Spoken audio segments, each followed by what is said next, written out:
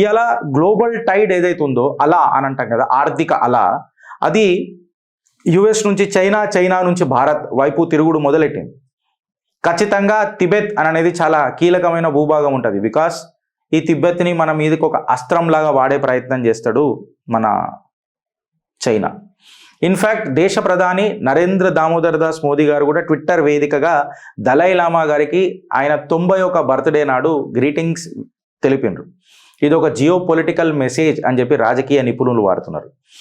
Beijing agar Pakistan occupied కాశ్మీర్లో పాకిస్తాన్కి support చేస్తే, మేము ఇక్కడ చైనీస్ ఆక్యుపైడ్ తిబెత్లా ఖచ్చితంగా తిబెత్కి సపోర్ట్ చేస్తాం అని చెప్పి చెప్తున్నాం. అయితే యుఎస్ కాంగ్రెస్ కూడా ఒక రెజల్యూషన్ పాస్ చేసింది, టిబెట్ చైనా కాన్ఫ్లిక్ట్ యాక్ట్ అని చెప్పి యుఎస్ కూడా పాస్ చేసింది. అయితే ఇక్కడ యుఎస్కి ఇండియాకి నిజంగా చెప్పాలంటే కామన్ పారామీటర్స్ ఉన్నాయి, కామన్ సినర్జీ ఉన్నది ఈ చైనాకు ఉద్దేశించి. ఇది శుభసూచకం అని చెప్పి రాజకీయ నిపుణులు కూడా అంటున్నారు ఫ్రెండ్స్.